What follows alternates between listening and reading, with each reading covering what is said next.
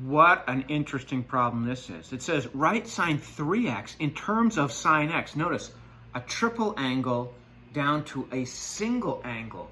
Well, very similar to a proof here. We've got to do something. We can't just stare at it. Well, I just know that we know a lot about sine of alpha plus beta. How could we write this as sine of alpha plus beta? Oh, how about sine of 2x plus x?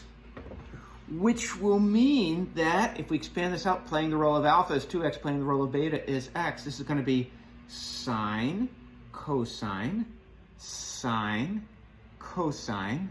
I'm going to do first one, second one, first one. If it's a plus, it stays a plus. All right.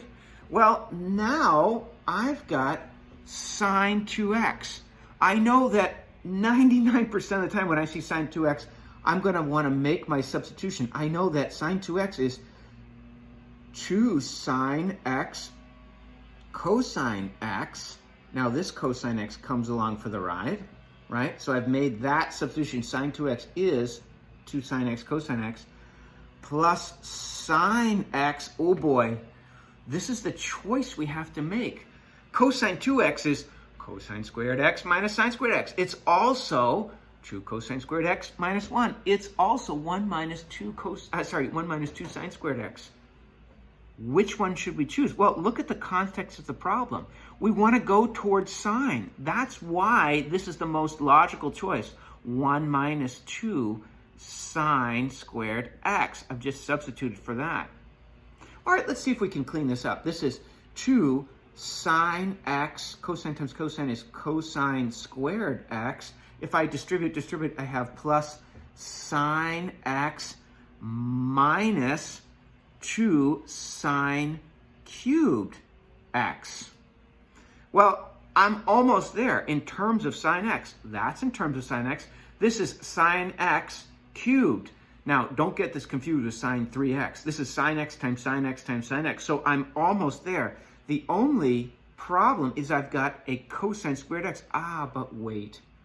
2 sine x times whatever cosine squared x is equal to plus sine x minus 2 sine cubed x. And I know from my Pythagorean identity, the first one we did was cosine squared x plus sine squared x equals 1. Therefore, cosine squared x is 1 minus sine squared x. And I can now distribute. I get 2 sine x minus 2 sine cubed x plus sine x minus 2 sine cubed x, which is equal to, well, 2 sine x plus sine x is 3 sine x, and minus 2 of these sine cubed, and another minus 2 of these sine cubed is minus 4 sine cubed x.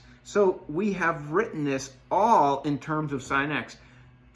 Just how it happens, this is sine times sine x times sine x times sine x. I don't want to write that all out, so I'll just write it as sine cubed x. Now, if this were a proof, I would say prove that sine 3x is equal to 3 sine x minus 4 sine cubed x. So you can approach it like a proof as well. So I've tried to show all of my steps there, how I get from here to here.